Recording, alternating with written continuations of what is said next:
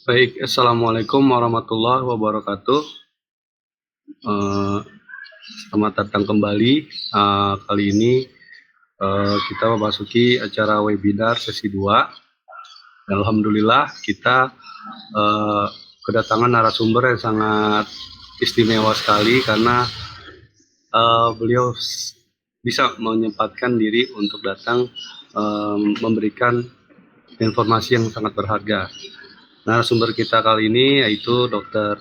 Afifah, spesialis penyakit dalam. Oke,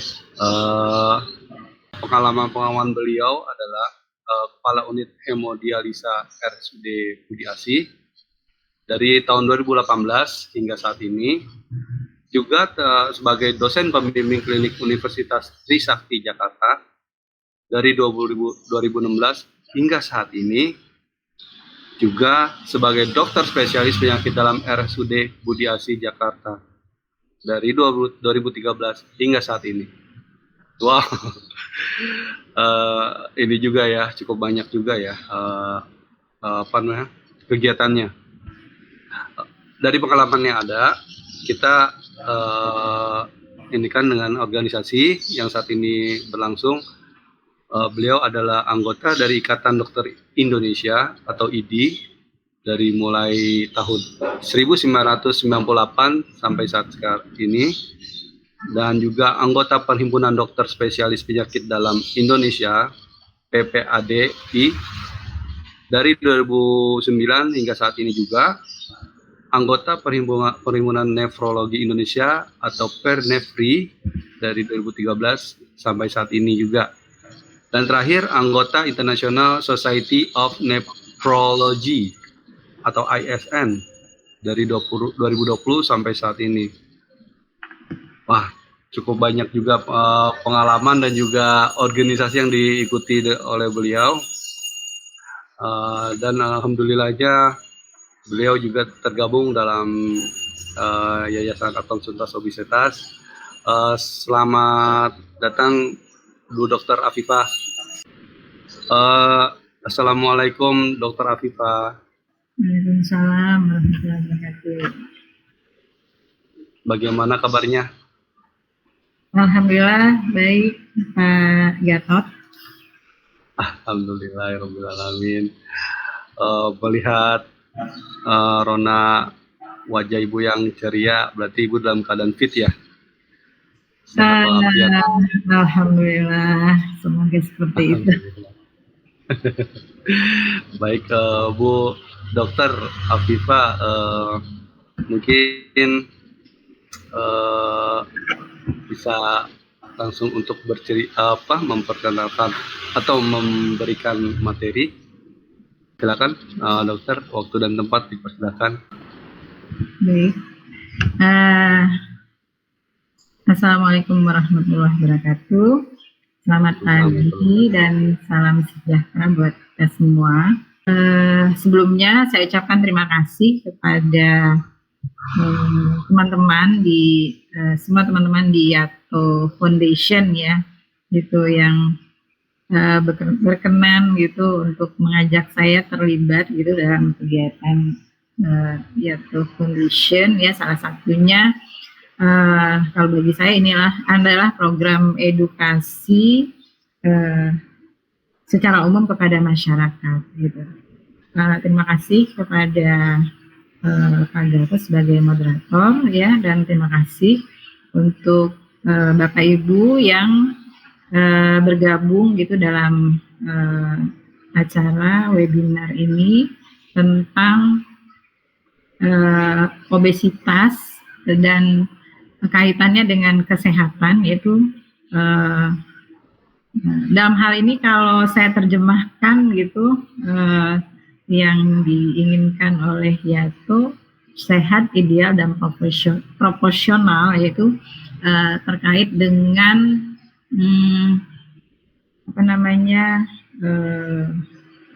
mungkin kesehatan tubuh secara fisik gitu ya, kesehatan tubuh secara fisik ya. Izin saya share screen gitu untuk materi saya pada pagi hari ini. Baik, ya, Bismillahirrahmanirrahim. Baiklah, Bapak Ibu semua, pada kesempatan kali ini saya akan sedikit sharing ya ilmu yang saya miliki gitu tentang obesitas dan kesehatan gitu. Insya Allah nanti kita bisa diskusi gitu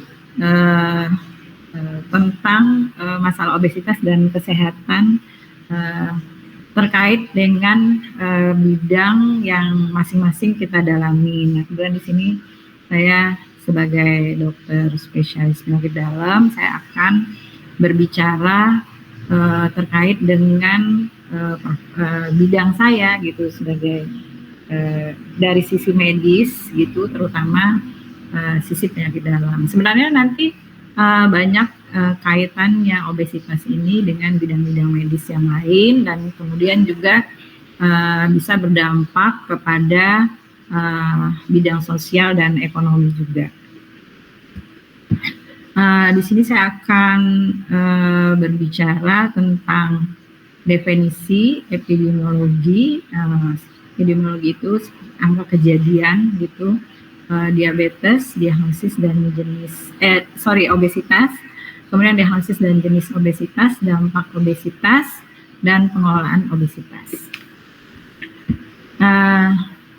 Jadi per definisi ini saya ambil, ini adalah definisi dari WHO yang kemudian diadopsi oleh Kementerian Kesehatan ya, dan tentu berdasarkan definisi dari sisi medis ini ya, yaitu tentang yaitu obesitas itu adalah penumpukan lemak yang berlebihan gitu ya di tubuh kita gitu, yang disebabkan oleh asupan energi gitu lebih besar dari energi yang kita gunakan, sehingga akhirnya energi yang berlebih tersebut nanti akan disimpan oleh tubuh kita dalam bentuk jaringan lemak, yaitu adiposa tisu.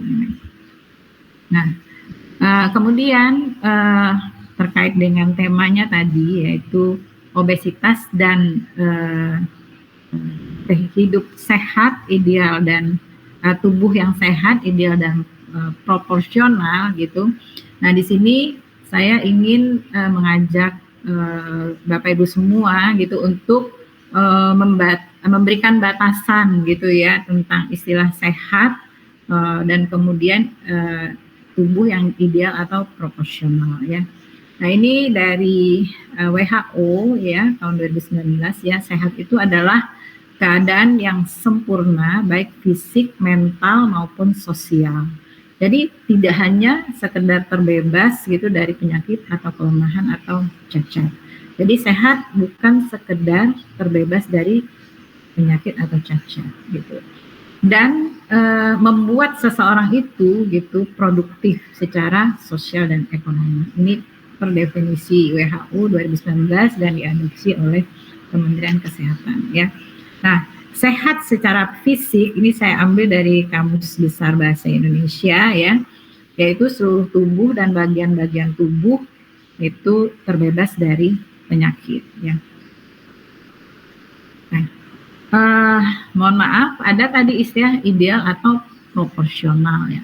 Kalau terkait dengan tubuh manusia gitu, ideal dan proporsional itu sebenarnya kata-kata yang pengertiannya hampir sama ya, hampir sama, dan berhubungan dengan tubuh kita gitu. Ideal atau proporsional itu pas, seimbang gitu ya antara tinggi badan dan berat badannya gitu. Dan secara medis gitu nanti ada batasannya gitu ya, yang disebut ideal atau seimbang itu kriterianya seperti apa ya. Nah, berbicara tentang obesitas ya, obesitas ini sebenarnya bisa dikategorikan kalau tidak hanya sekedar masalah gitu yang terkait dengan penampilan gitu ya, tetapi obesitas itu terkait dengan masalah kesehatan ya, dan pada saat ini ya sudah menjadi krisis kesehatan yang global ya. Masalah obesitas ya itu tidak hanya terjadi di negara-negara yang maju gitu ya, di mana tingkat perekonomian gitu yang berdampak kepada kemampuan masyarakat untuk mengkonsumsi makanan gitu ya, itu lebih baik daripada negara-negara yang berkembang gitu. Tetapi masalah obesitas ya itu sudah menjadi krisis kesehatan yang sifatnya global dunia gitu. Karena seperti dikatakan tadi ya, obesitas itu terjadi karena asupan energi yang lebih besar gitu daripada penggunaan energi tersebut gitu. Nah di negara-negara berkembang ya, ya dampak dari situasi dan kondisi global itu banyak tersedia sekarang makanan-makanan yang cepat saji yang dalam tanda kutip ya kita juga nggak mau nanti diserang gitu ya, tapi secara medis gitu ya dan kesehatan ya itu makanannya bisa dikatakan bukan makanan yang sehat ya, jadi tinggi kalori gitu ya, kemudian padat glukosa yang simple yaitu gula ya, dan kemudian tinggi garam ya, seperti itu. Dan makanan seperti ini gitu ya itu akan menimbulkan gitu penumpukan ya lemak ya atau adiposas tissue gitu di tubuh kita. Nah di Indonesia sendiri angka obesitas meningkat ya, termasuk di kalangan masyarakat kaya dan miskin. Dan WHO ya mencanangkan program dunia untuk mengatasi obesitas ya di tahun 2019 gitu. Mohon maaf, di tahun 2014 ya, mulai dari tahun 2014 ya, dan diadopsi oleh Indonesia gitu secara resmi dengan menerbitkan juknisnya ya oleh Kementerian Kesehatan pada tahun 2017 ya, dan pada tahun 2020 program yang dicanangkan oleh WHO ini dianggap memberikan hasil yang cukup baik gitu, sehingga pada tanggal 4 Maret tahun 2020 setiap tanggal 4 Maret dicanangkan sebagai Hari Obesitas Sedunia. Nah, ini terkait prevalensi itu angka kejadiannya menurut laporan WHO pada tahun 2018 ya, sampai tahun 2016 ya, penduduk dunia yang usianya di atas 18 tahun yaitu ini dewasa, nanti ada lagi obesitas pada anak ya. Jadi sebenarnya kalau kita mau mengentaskan masalah obesitas ya itu justru sudah dimulai gitu pada saat seorang ibu mengandung anaknya gitu ya. Kemudian ketika anaknya lahir gitu ya, sampai seseorang itu dewasa. Jadi nggak pernah berhenti harusnya gitu. Kita gitu memperhatikan ya, jangan sampai obesitas itu terjadi gitu dan kemudian berdampak kepada kesehatan. Jadi obesitas yang berdampak kepada kesehatan itu adalah seperti definisi yang berlangsung lama gitu ya. Jadi ini kita batasin dulu pada usia dewasa ya. Jadi sekitar 39%, jadi angkanya cukup tinggi ya, sekitar 1,9 miliar itu penduduk dunia dewasa itu mengalami overweight ya, dan sekitar 650 juta, sekitar 13% itu mengalami obesitas ya. Nah tadi kenapa saya sampai menekankan gitu diperhatikan sejak masa kanak-kanak, karena obesitas pada masa anak-anak ya itu akan memberikan dampak ya kesehatan gitu ketika seseorang itu dewasa nantinya. Jadi kalau dulu orang tua tuh senang sekali gitu kalau punya anak yang gemuk gitu ya, pipinya gembil gitu ya, senang sekali, dan mereka berlomba-lomba gimana ya kalau biar anaknya itu gemuk gitu, kelihatan lucu dan lain sebagainya. Padahal dari sisi kesehatan gitu ya, itu dampaknya ya pada masa kanak-kanak dan juga nanti bisa berdampak ketika anak itu sudah dewasa gitu. Mereka akan bisa menderita penyakit-penyakit tidak menular, penyakit degeneratif gitu yang prosesnya sudah mulai gitu dari masa kanak-kanak mereka gitu ketika anak-anak ini menderita obesitas. Nah, di Indonesia pada tahun 2007 ya angka obesitas ya berdasarkan indeks massa tubuh ya di atas 27,0 itu dari 10,5% itu meningkat menjadi 21,8% ya. Ini data pada tahun 2007 ya. Nah, obesitas sentral nanti insya Allah akan kita sedikit saya sampaikan tentang obesitas sentral ya. Itu 18,8% ya pada tahun 2007 meningkat menjadi 31,0% pada tahun 2018. Jadi dalam waktu sekitar 10 tahun terjadi peningkatan hampir 2 kali lipat gitu ya. Dan kriteria obesitas sentral ini berdasarkan lingkar perut ya pada perempuan lebih dari 80 cm dan laki-laki lebih dari 90 cm. Nah, ini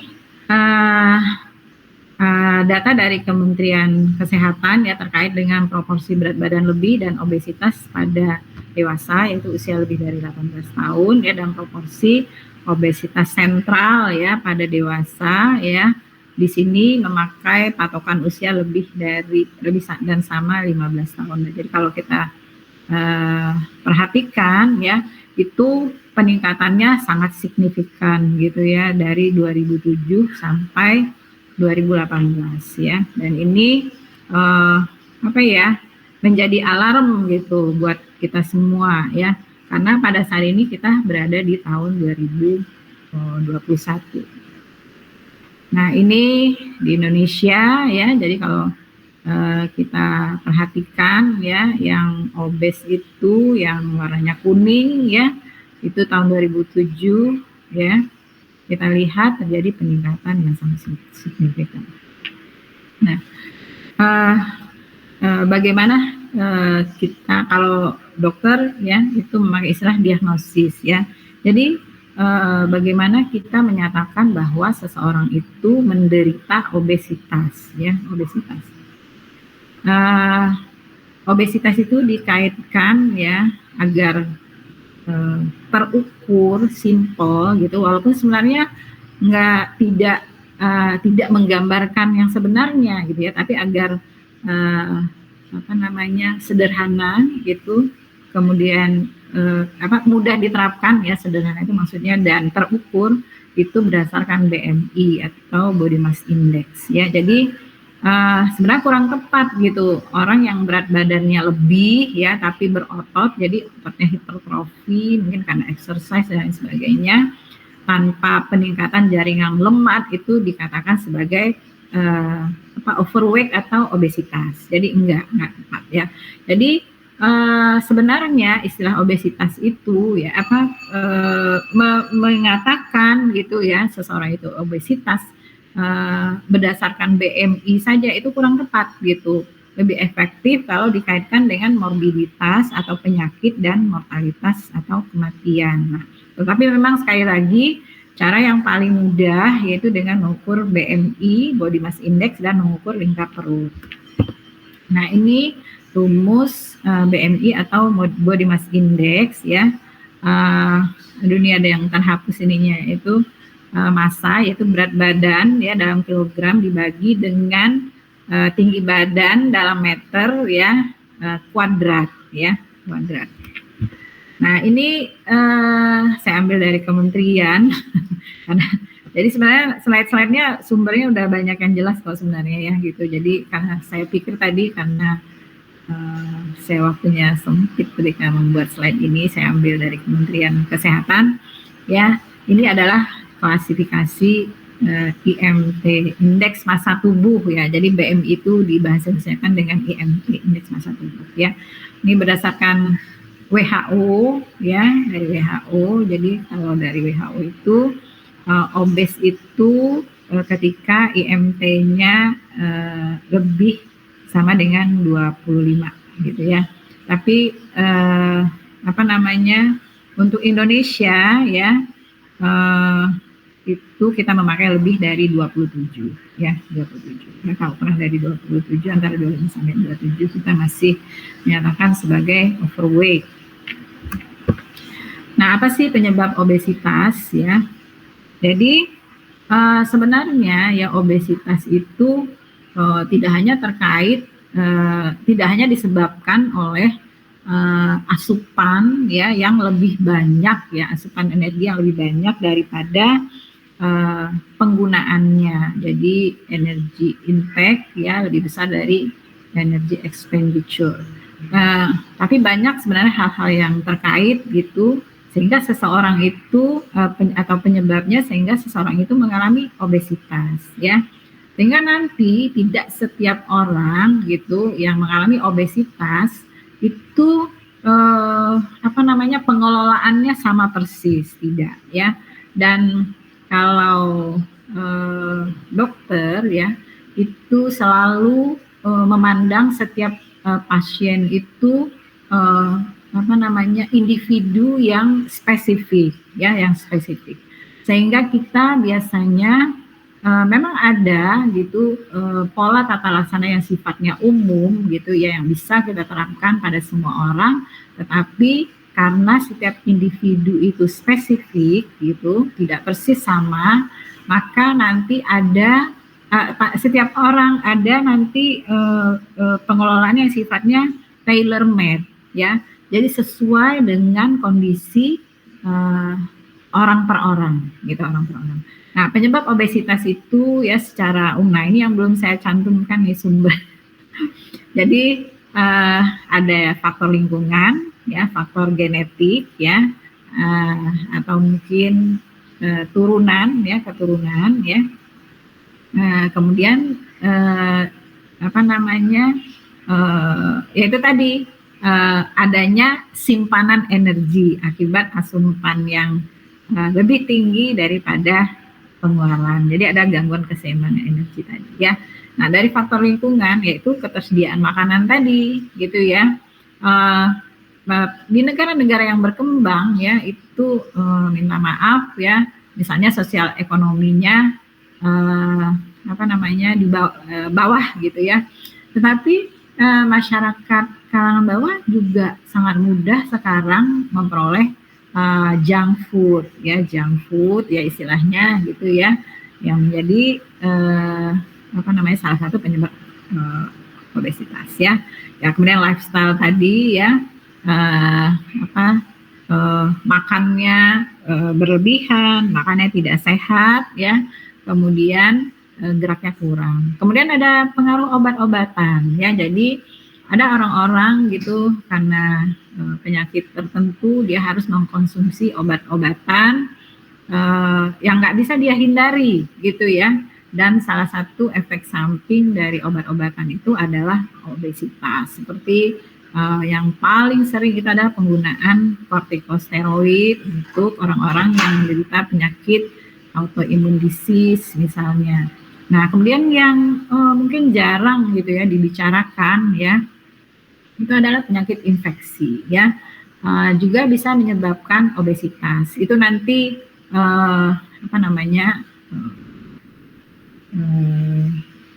kalau untuk mahasiswa atau dokter kami membahasnya secara spesifik nantinya gitu ya. Jadi bagaimana infeksi gitu bisa menyebabkan obesitas ya, dan kita harus ingat negara kita adalah negara tropik gitu yang angka infeksinya tinggi gitu ya. Kemudian faktor genetik tadi ya, macam-macam ya. Kemudian dan kemudian gangguan keseimbangan energi tadi. Nah, bagaimana kalau seseorang itu sudah kita nyatakan menderita lah ya, kita ngomongnya kan obesitas dalam hal ini yang sudah berdampak gitu ya. Itu kita bagi obesitas itu secara medis gitu. Jadi beda nih dengan apa namanya, dengan pandangan apa ya, sisi apa ideal dalam arti kecantikan dan lain sebagainya gitu ya. Jadi itu kita bagi obesitas itu secara medis ya dua jenis ya, berdasarkan deposisi jaringan lemak di perut ya. Jadi obesitas sentral. Jadi concern medis itu untuk obesitas itu adalah obesitas sentral ya, yaitu di perut ya. Nah, ada dua sebenarnya gitu, ada dua. Jadi nggak semua orang yang perutnya membuncit itu ya sama persis jenis obesitasnya, enggak. Jadi ada jaringan lemak yang berada di apa ya, peritoneum namanya. Jadi di bawah dinding perut ya, di bawah dinding perut, dan ada jaringan lemak yang ada di dinding perut gitu ya. Yaitu yang berada di peritoneum ya, itu kita sebut dengan visceral adipose tissue atau VAT, dan yang di dinding perut itu kita sebut dengan subcutaneous adipose tissue atau SAT, dan inilah yang berperan untuk terjadinya penyakit. Nah, VAT ya, apa namanya, penumpukan lemak visceral namanya, itu lebih beresiko tinggi mengalami sindrom metabolik dibandingkan dengan yang di bawah kulit ya, di bawah kulit lemaknya gitu ya. Nah, sindrom metabolik itu apa? Ya, sindrom metabolik itu adalah kumpulan gejala. Jadi sindrom itu kumpulan gejala ya dari berbagai faktor risiko kardiometabolik ya, antara lain obesitas sentral ya, resistensi insulin, intoleransi glukosa, dislipidemia yaitu gangguan keseimbangan lemak dan kolesterol ya. Kemudian ini terkait dengan konsumsi alkohol, terutama di negara-negara barat ya, yang konsumsi alkoholnya tinggi. Tapi di Indonesia juga kita temukan gitu ya, orang yang konsumsi alkoholnya tinggi, yaitu non alkohol fatty liver karena alkohol, dan di Indonesia lebih banyak non alcoholic fatty liver disease ya, yang terjadi bersamaan sehingga meningkatkan risiko penyakit jantung, stroke, dan diabetes ya. Jadi obesitas itu ya, obesitas sentral di sini ya, adalah bagian dari sindrom metabolik ya, yang merupakan faktor risiko terjadinya penyakit jantung, stroke, dan diabetes, yang dimana prinsip dari kejadian gitu ya penyakit tidak menular ini adalah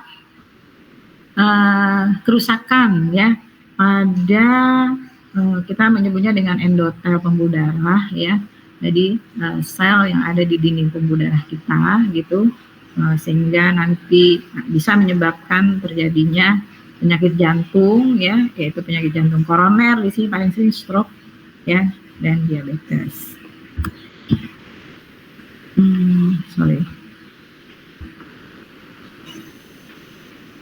Nah, jadi visceral adipose tissue itu berisiko lebih tinggi mengalami sindrom metabolik dibandingkan yang subkutaneus ya, yang subkutan yang di bawah kulit.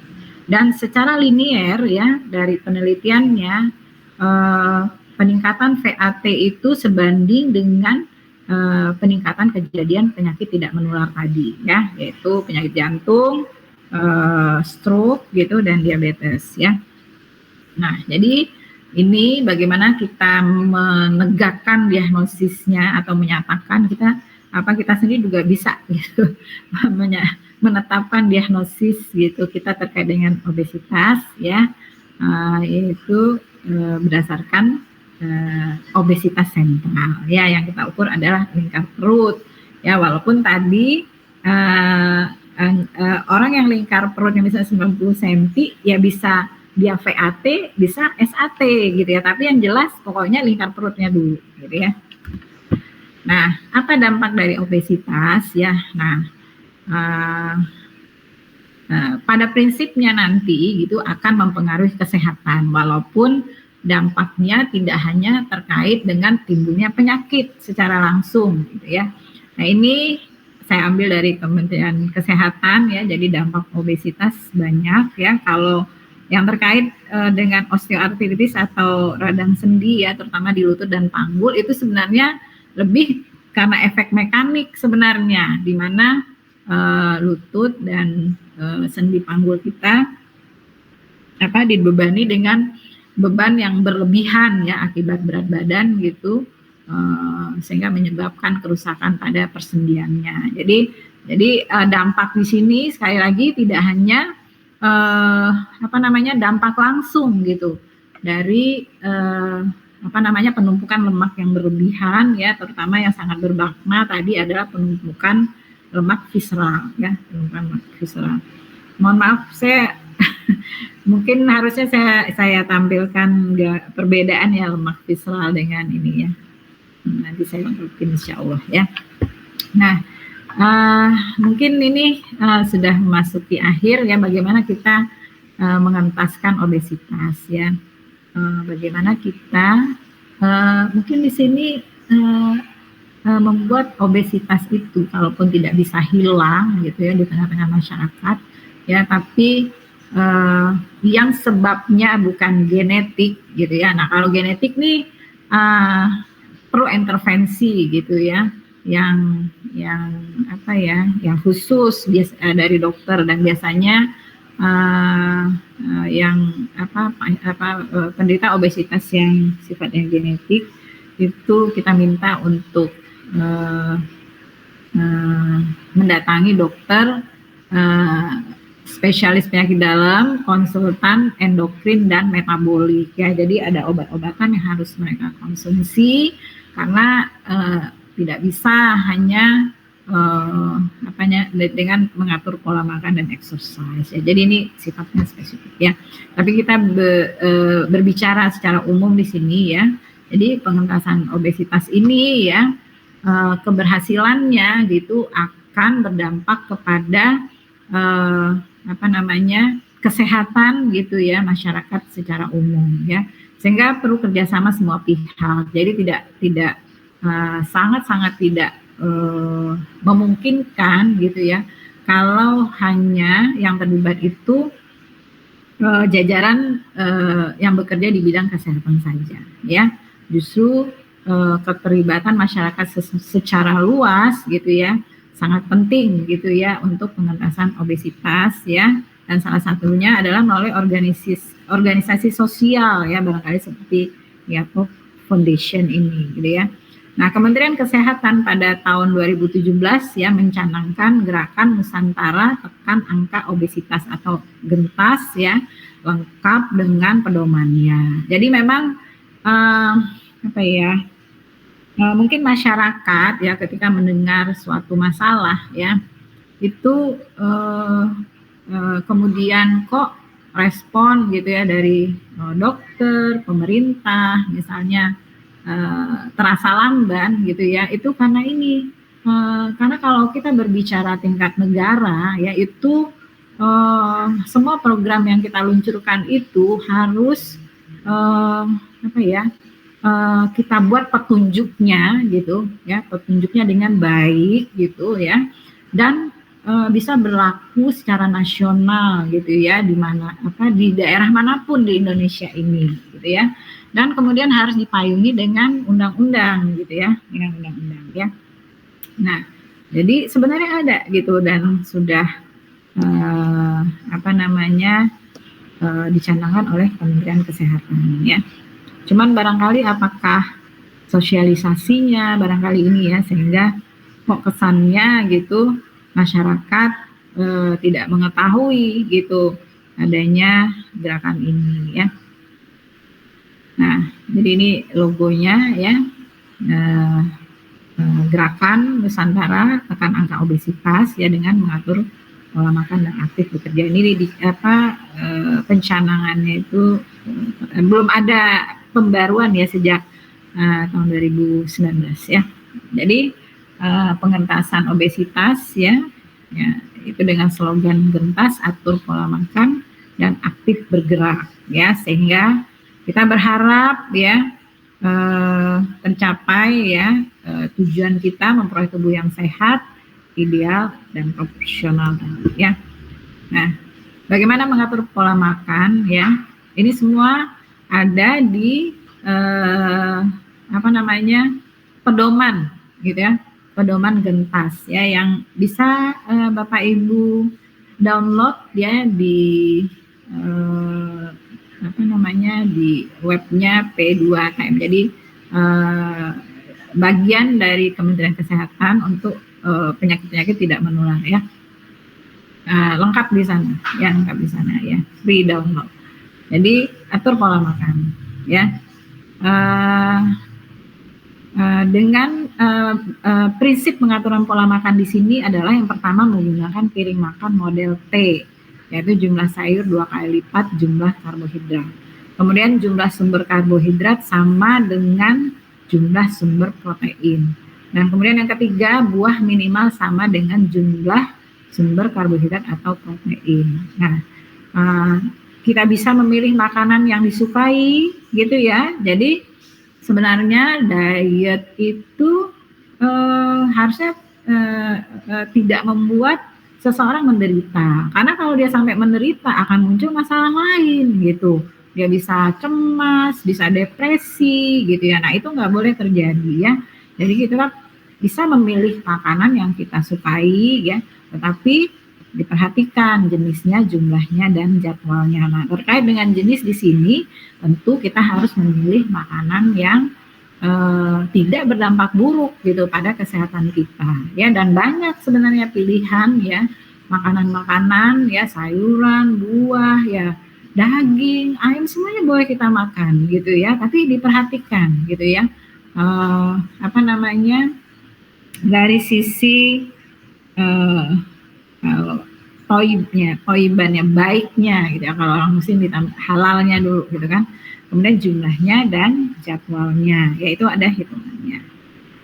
Nah, ini piring makan model T ya, jadi setengah dari piring makan itu terdiri dari sayuran dan buah ya, kemudian setengahnya lagi dibagi dua ya, yaitu sumber seperempat jatuhnya sumber karbohidrat berasal kalorinya ya Bapak Ibu semua dari karbohidrat, dan seperempatnya dari protein. Jadi kalau dari sisi kesehatan ya, kemanapun Bapak Ibu menemui dokter ya, tapi yang benar-benar paham ya itu tentang asupan gizi yang membuat tubuh kita sehat ya. Jadi nggak hanya berat badannya jadi ideal gitu, tapi sehat ya. Jadi tidak sedikit gitu orang-orang yang berat badannya ideal ya, tapi tidak sehat gitu. Jadi pasien-pasien saya berat badannya ideal gitu, kalau diukur BMI-nya tidak ada obesitas sentral gitu, tapi ternyata anemia, HB-nya rendah, ternyata dicek albuminnya rendah gitu ya. Jadi sehingga dia juga mempunyai keluhan-keluhan ya. Nah, jadi ini panduan gitu piring makan model T ya. Jadi jangan mengharamkan karbohidrat ya, itu salah ya, itu salah. Nah, tapi sumber karbohidratnya apa gitu ya, terserah gitu, dengan kesukaan Bapak Ibu semua gitu, dan kemudian mungkin kekhususan gitu di daerah masing-masing gitu, boleh gitu ya. Nah, kemudian aktif bergerak ya. Nah, ini sebenarnya saya ambil dari prinsip exercise pada pasien diabetes ya. Tetapi gitu prinsip ini bisa diterapkan gitu ya pada mereka-mereka yang tidak menderita diabetes gitu. Yaitu prinsipnya CRIP ya. Jadi prof saya itu dari saya masih koas dulu pada tahun 90-an, ya ini prinsip ini sudah ada gitu ya, prinsipnya sudah ada, yaitu continuous ya. Jadi aktivitas fisik, olahraga itu ya itu harus dilakukan secara terus-menerus ya. Jadi jangan sampai 1 minggu atau 1 bulan rajin gitu olahraga setiap hari, tapi kemudian habis itu nggak olahraga dalam waktu 1 bulan misalnya gitu ya.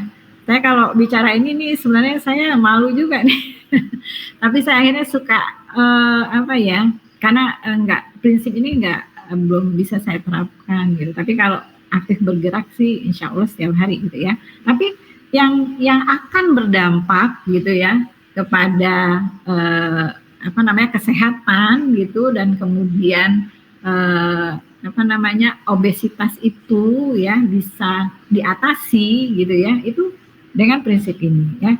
Nah, kedua adalah R-nya itu rhythmical ya, jadi kontraksi otot yang teratur. Nah, di sini nanti perlu kerjasama gitu. Nah, kalau di bidang medis itu ada dokter kedokteran olahraga namanya, atau mungkin Bapak Ibu yang guru olahraga ya, atau mungkin yang memperoleh pendidikan khusus tentang exercise gitu, bisa ikut berkontribusi gitu ya untuk mengentaskan obesitas ini ya. Kemudian yang ketiga I-nya itu adalah interval ya, selang-seling ya. Jadi cepat, lambat gitu, nah seperti itu ya. Kemudian P-nya adalah progresif ya. Progresif itu ya bertahap memang gitu ya. Tapi jangan stuck misalnya di di minimum terus gitu.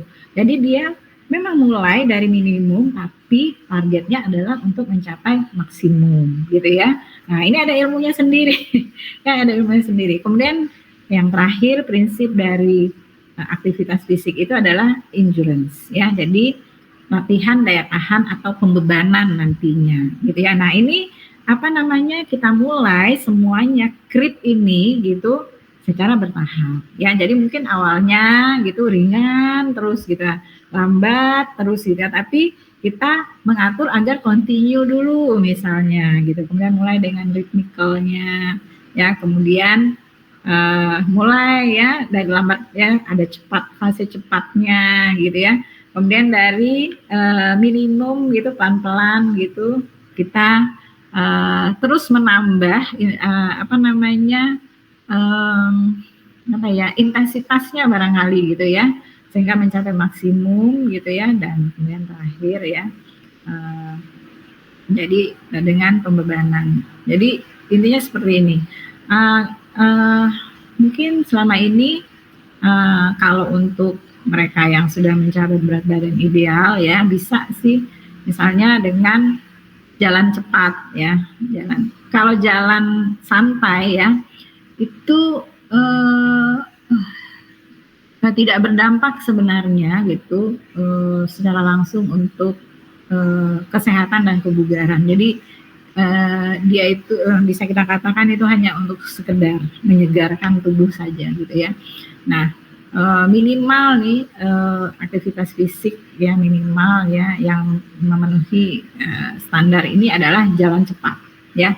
Jadi bukan jalan santai ya, jalan cepat. Dan banyak exercise dan lainnya yang mungkin nanti kita bisa minta sharing ilmu gitu dari teman-teman gitu yang mendalami gitu tentang olahraga ya, atau exercise ya. Baiklah, terima kasih atas perhatian Bapak dan Ibu semua gitu. Mohon maaf ya atas mungkin masih banyak kurang gitu ya dari yang saya sampaikan pada saat ini gitu, karena memang pembahasan tentang obesitas apalagi terkait dengan kesehatan itu ada pembahasan yang sangat luas gitu ya. Semoga apa yang saya sampaikan pada hari ini ya bermanfaat, terutama untuk diri saya sendiri untuk lebih bersemangat gitu ya mengentaskan obesitas ya. Soalnya berat badan saya selama pandemi ini naik banyak nih ya, dan juga untuk Bapak Ibu semua ya. Terima kasih. Assalamualaikum warahmatullahi wabarakatuh. Selamat siang dan salam sejahtera buat kita semua. Oke, terima kasih ya Dokter Afifah, penjelasannya sangat bermanfaat sekali, banyak yang saya baru tahu juga ternyata. Ya, ternyata obesitas itu cukup ini ya, bahaya banget gitu ya. Baik, Dokter Afifah, mungkin saatnya sekarang kita untuk sesi tanya jawab kali ya Dok ya, boleh? Oke. Di sini ada pertanyaan dari siapa nih? Dari Pak Cecep. Ini beliau bertanya,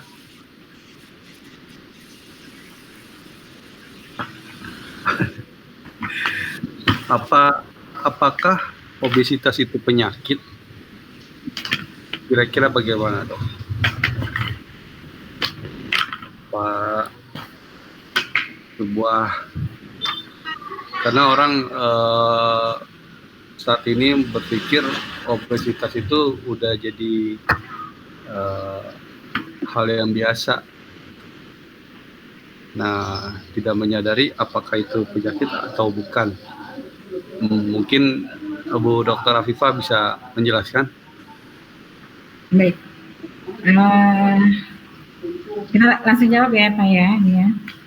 Oh boleh, silakan. Terima kasih pada Bapak yang bertanya ya. Jadi mungkin memang kita harus untuk memahami bahwa obesitas itu sesungguhnya adalah suatu penyakit, memang kita harus membahas lebih detail lagi ya barangkali gitu ya. Tapi seperti yang dikatakan tadi ya, penumpukan jaringan lemak ya atau adiposa tisu gitu yang terjadi dalam jangka waktu yang lama gitu ya, yang terjadi dalam jangka waktu yang lama. Jadi ada time-nya, ada waktunya gitu ya. Itu adalah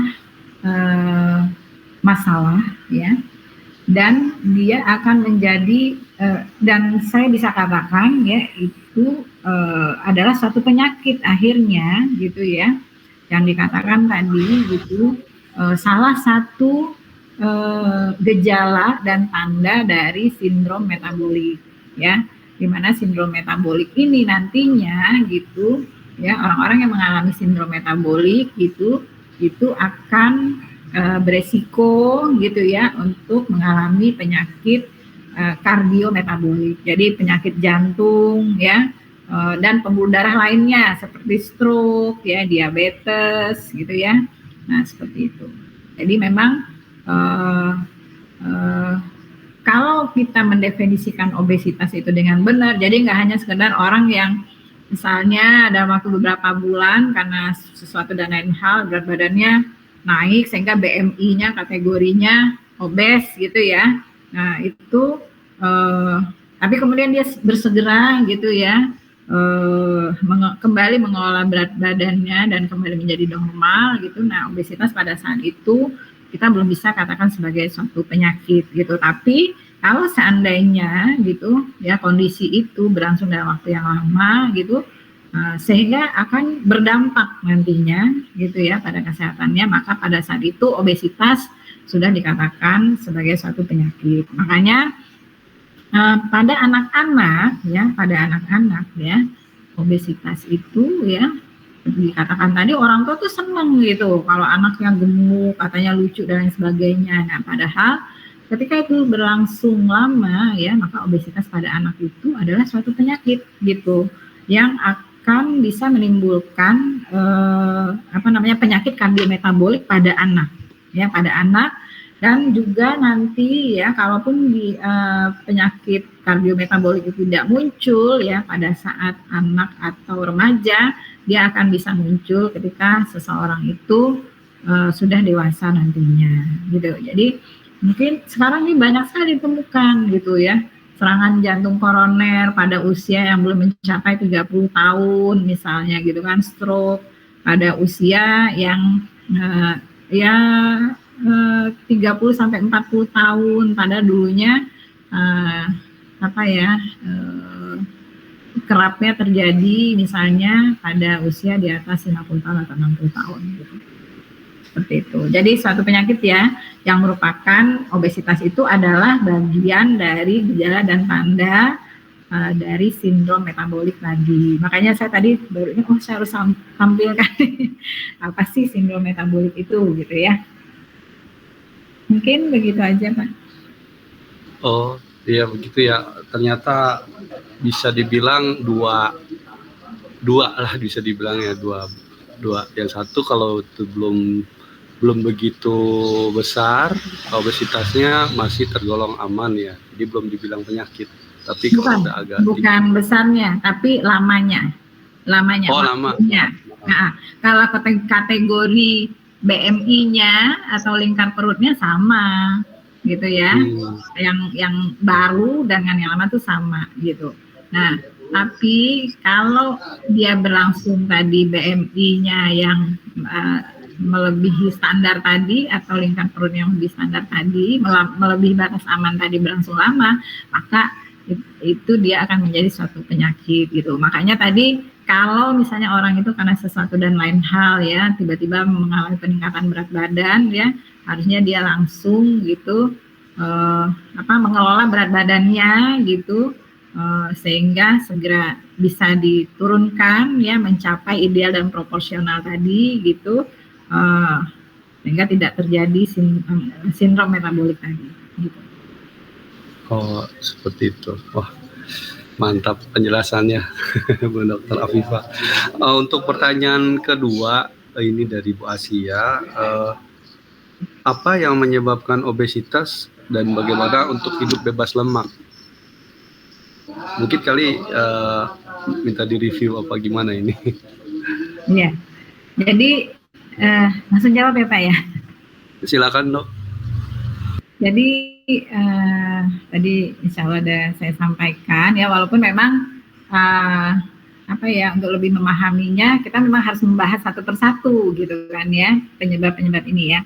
Tapi secara umum tadi bisa dikatakan ya penyebab obesitas itu ya per definisinya tadi kan, kalau obesitas itu kan penumpukan lemak gitu ya, lemak gitu akibat energi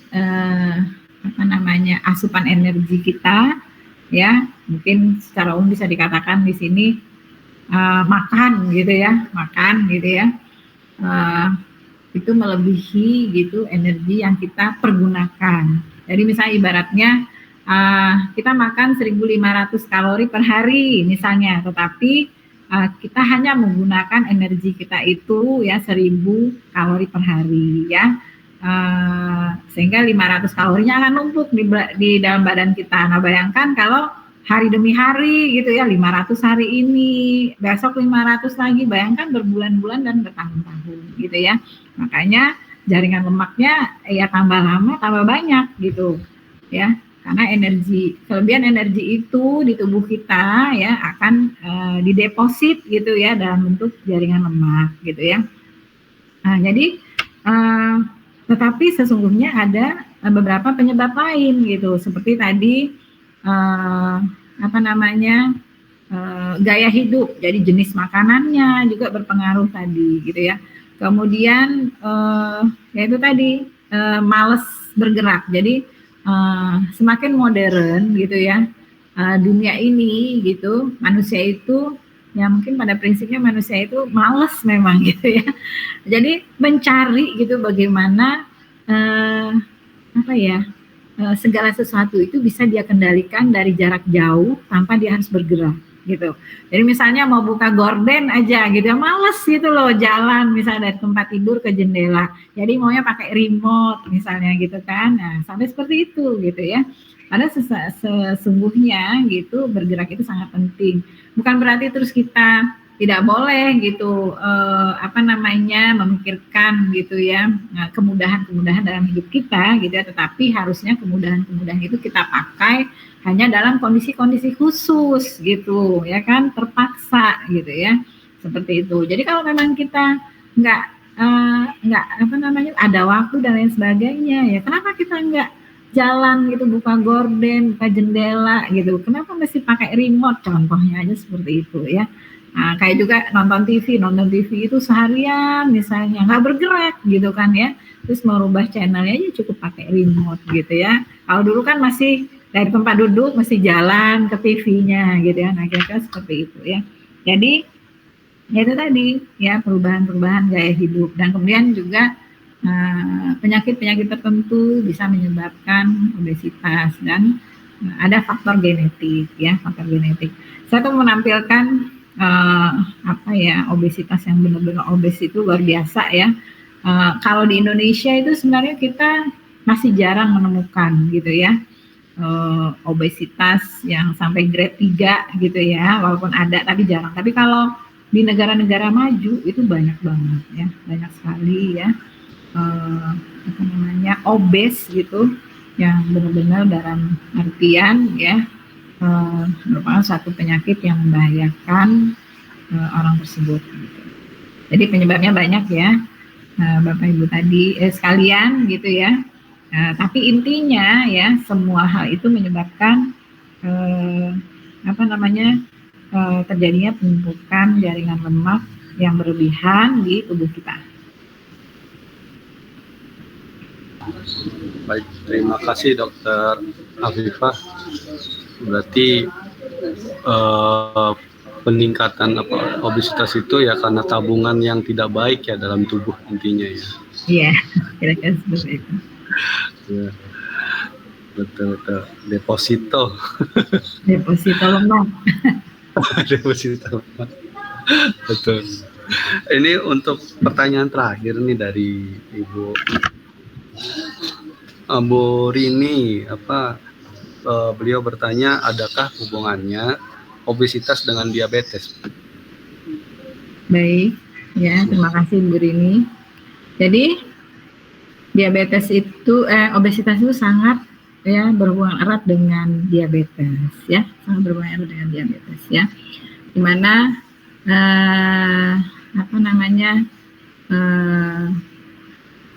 terjadinya penumpukan lemak visceral ya, terutama ya tadi sudah saya sampaikan VAT ya, itu akan sangat berhubungan dengan resistensi insulin namanya ya, resistensi insulin ya. Dan seperti juga yang tadi sudah disampaikan ya, kalau asupan kalori kita berlebihan ya, itu akan disimpan nantinya di tubuh kita ya dalam bentuk jaringan lemak ya.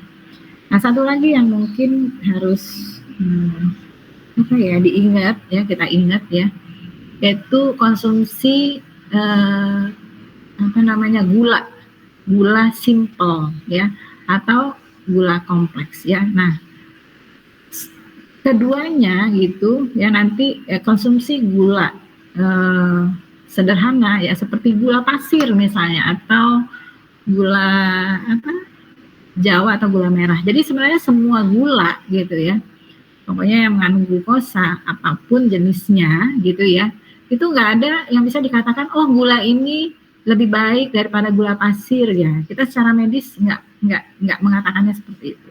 Dan gula apapun gitu ya, misal dia simple, itu akan berdampak langsung gitu kepada tubuh kita. Kalau gula kompleks ya, seperti nasi, roti dan lain sebagainya, dia butuh proses dulu gitu untuk menjadi gula simple ya, sederhana ya. Tapi kalau gula pasir dan lain sebagainya itu gitu, dia akan berdampak langsung. Jadi dia dikatakan langsung mempunyai efek toksik, langsung mempunyai efek meracuni, merusak gitu apa jaringan tubuh kita secara langsung gitu ya. Apa namanya, nggak butuh gula itu dirubah dulu gitu menjadi zat lainnya. Beda dari tadi dengan karbohidrat gitu ya. Dan ini gitu apa namanya, konsumsi gula simpel yang berlebihan ya, itu akan lebih mempercepat seseorang itu mengalami obesitas ya, dan kemudian diabetes ya, dibandingkan dengan konsumsi gula kompleks ya. Walaupun intinya tetap ya, Kalau walaupun gula kompleks tadi, nasi, roti, jagung, segala macam gitu dikonsumsi berlebihan ya, dampak akhirnya ya sama gitu ya, dampak akhirnya sama. Jadi sekali lagi ya, sangat berkaitan dengan diabetes ya, karena pada orang-orang yang mengalami obesitas sentral tadi ya, jadi yang menimbulkan penyakit itu adalah obesitas sentral ya, itu terkait erat gitu dengan kejadian diabetes gitu ya, yang kejadian diabetes tipe 2 ya, tipe 2 mungkin gitu.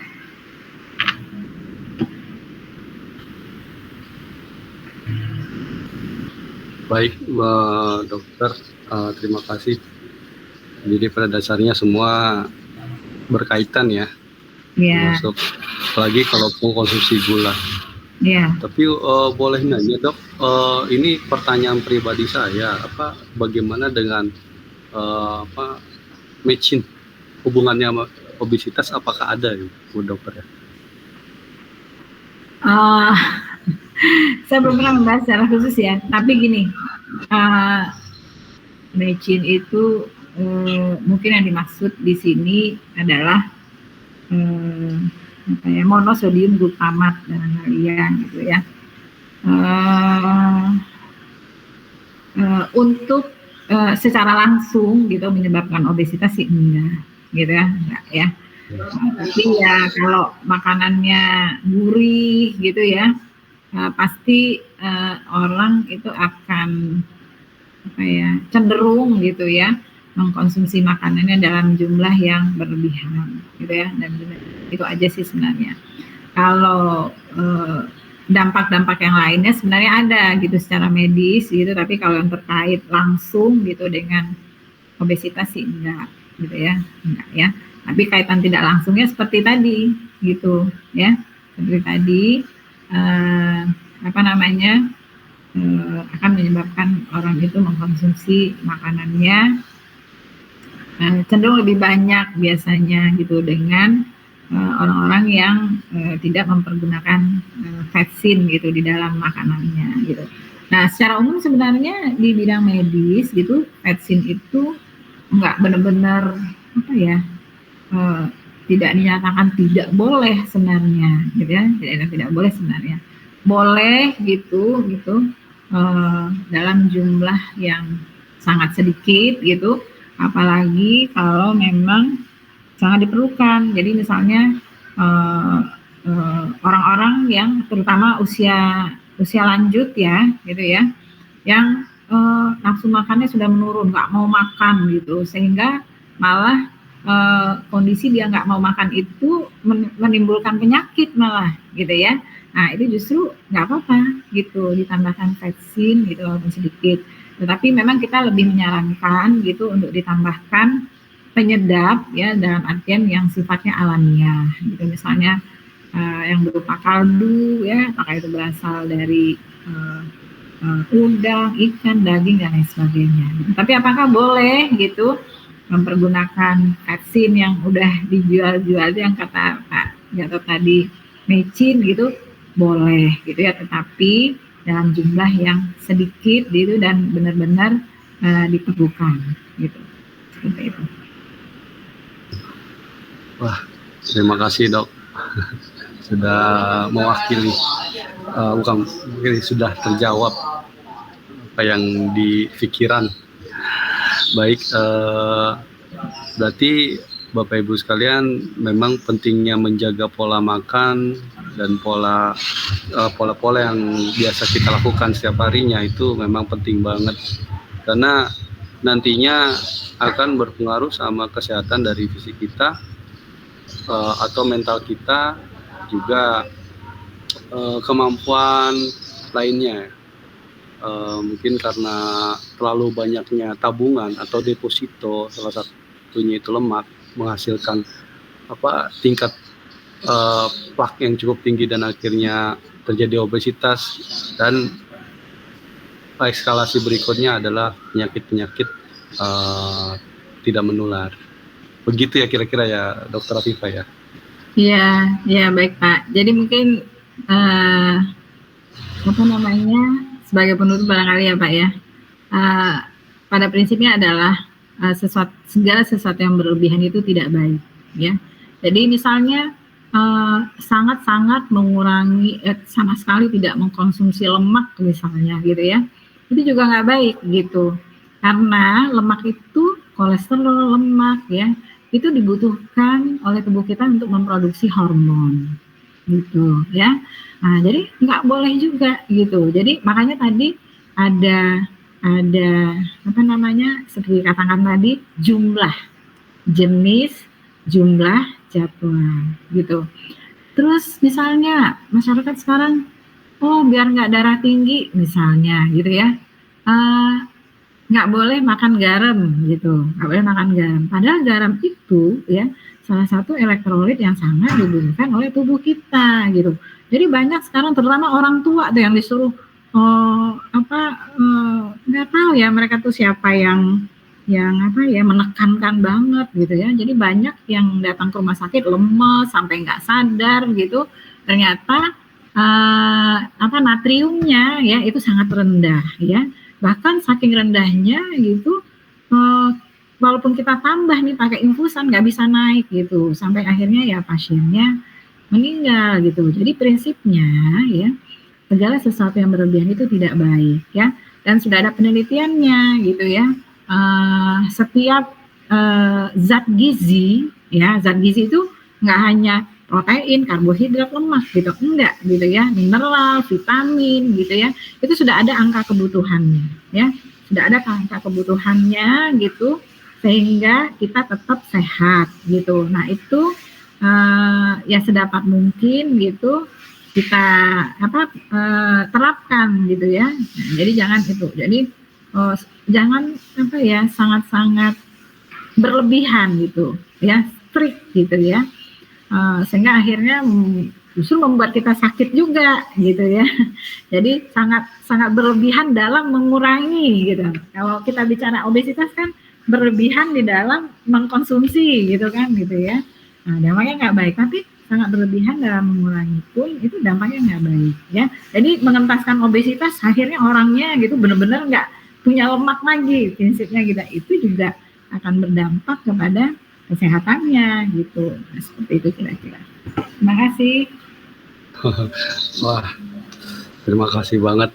Banyak pencerahan yang saya pribadi dapatkan nih dari penjelasan-penjelasan Dokter Afifah, khususnya tentang apa tadi tuh, tentang kelebihan dari garam atau vetsin atau apapun itu kayak lemak.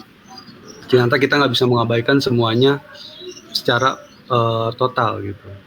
Jadi harus ada kadarnya dari jenis, apa tadi tuh, jenis, jadwal, Jumlah, tadi jumlah. jumlah, betul sekali. Oke, kalau begitu terima kasih Dokter Afifah. Untuk sesi berikutnya saya boleh menampilkan tentang testimoni dari para peserta program Physical Revolution dari Yayasan Atom Suntas Obesitas. Saya akan tampilkan ada 3 testimoni. Sebentar. Saya masukkan file pertama.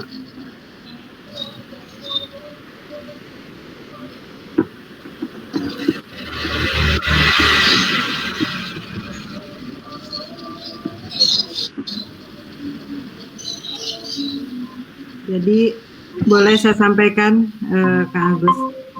Boleh, silakan.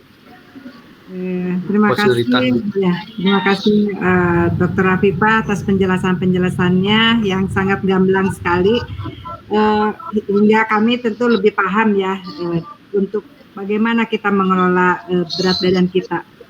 Nah, dari penjelasan yang sudah dokter sampaikan tadi, alhamdulillah kami dari komunitas Yayasan Atom Tuntas Obesitas sudah menerapkan pola hidup sehat melalui air, tidur, olahraga, makanan, dan suplemen. Nah, mungkin dan kami juga mengabdikan diri kepada masyarakat melalui pelatihan secara online, dan ini semuanya gratis, dan ini sudah berjalan di bulan ketiga. Alhamdulillah selama bulan ketiga ini kami sudah mulai membuahkan hasil. Nah, mungkin dari ini beberapa orang yang akan bertestimoni ya, Kang Agus, di video mungkin ya, di video yang akan kita tayangkan. Sudah bisa siap mungkin, Kang Agus? Assalamualaikum warahmatullahi wabarakatuh. Perkenalkan, nama saya Ina dari Jakarta. Usia saya 40 tahun, tinggi saya 157 cm, dan berat badan saya sebelum mengikuti program Yato 64 kg. Setelah mengikuti beberapa minggu, alhamdulillah bisa turun 5 kg. Bersyukur sekali saya dapat info webinar dan bisa bergabung dalam program Atom. Alhamdulillah program ini tidak berbayar.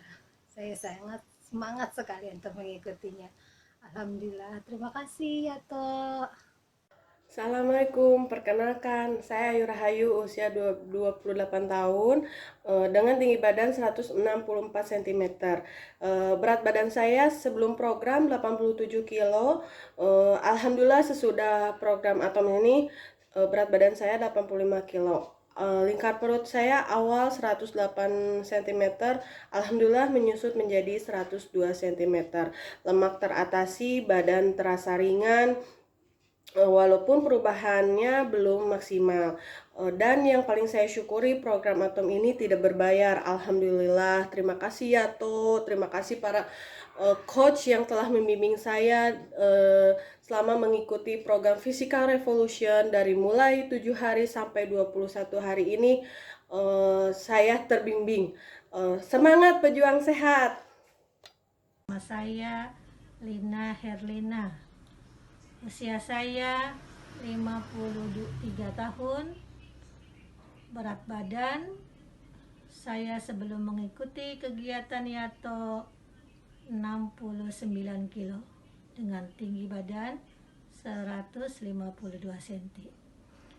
Alhamdulillah setelah saya mengikuti program Yato ini, berat badan saya bisa teratasi dan sudah berkurang, sekarang menjadi 68 kilo. Saya akan terus tetap mengikuti program Yato ini sampai keinginan saya bisa berhasil menuju SIP, yaitu tubuh yang sehat, ideal, dan proporsional.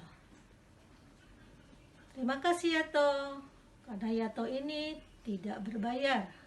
Sekali lagi, terima kasih Yato.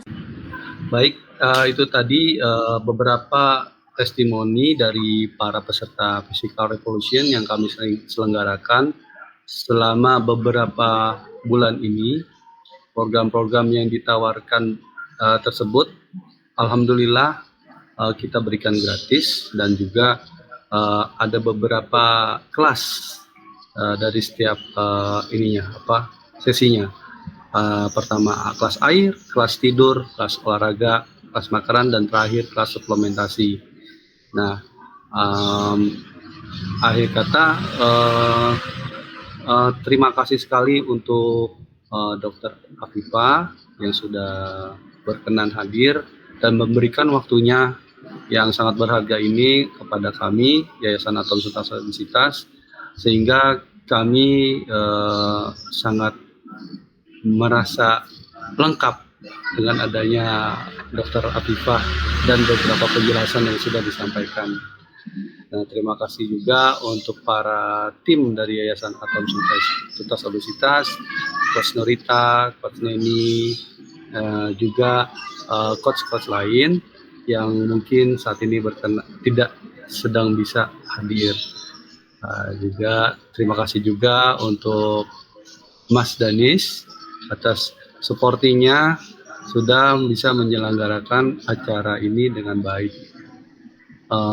Alhamdulillah, akhir kata semoga apa yang kita laksanakan webinar kali ini bisa bermanfaat untuk Bapak Ibu semua di sana, dan juga mungkin jika ingin mengikuti kelas Physical Revolution, boleh menghubungi admin kami, adminnya atau Yayasan Atom Suta Solidaritas dengan nomor 0812 1010 2083.